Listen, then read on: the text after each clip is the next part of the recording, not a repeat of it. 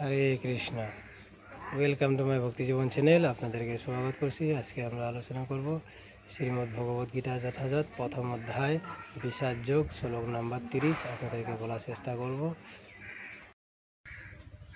না সশুক্নম অবস্থাতুম ভ্রমতি বসমে মনঃ নিমিত্তানি স পশ্যামি বিপরীতানি কেশব। অনুবাদ: হে কেশব, আমি এখন আর স্থির থাকতে পারছি না।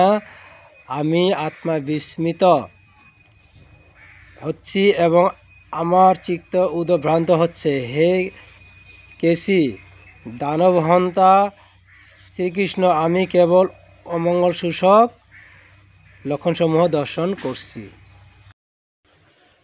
তাৎপর্য: অর্জুন অস্থির হয়ে পড়েছিলেন, তাই তিনি যুদ্ধক্ষেত্রে থাকতে অক্ষম হয়ে পড়েছিলেন এবং তার মন এতই বিমোষ হয়ে পড়েছিলেন যে তিনি আত্মা বিস্মিত হয়ে পড়েছিলেন। জড় জগতের প্রতি আধ্যাত্মিক আসক্তি মানুষকে মহাচূন্য করে ফেলে। ভয়ং দ্বিতীয়াভিনিবেশতঃ ভাগবত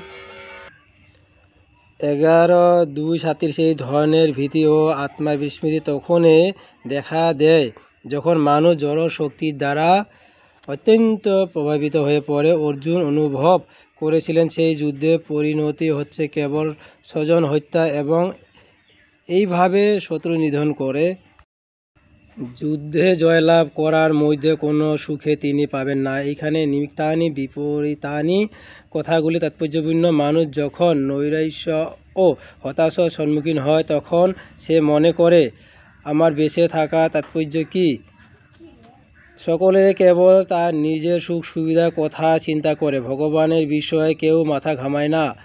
শ্রীকৃষ্ণের ইচ্ছাতেই অর্জুন তার প্রকৃত স্বার্থ বিষয়ে অজ্ঞতা প্রদর্শন করেছেন। মানুষের প্রকৃত স্বার্থ নিহিত রয়েছে বিষ্ণু অর্থাৎ শ্রীকৃষ্ণের মাঝে। মায়াবদ্ধ জীবেরা এই কথা ভুলে গেছে, তাই তারা নানাভাবে কষ্ট পায়। এই দেহাত্ম বুদ্ধির প্রভাবে মহাচ্ছন্ন হয়ে পড়ার ফলে অর্জুন মনে করেছিলেন তার পক্ষে কুরুক্ষেত্রে যুদ্ধে জয়লাভ করাটা হবে গভীর মর্মবেদনার কারণ। যদি ভালো লাগে লাইক করবেন, শেয়ার করবেন, সাবস্ক্রাইব করবেন। আবার নতুন সময় দেখবেন। হরে কৃষ্ণ।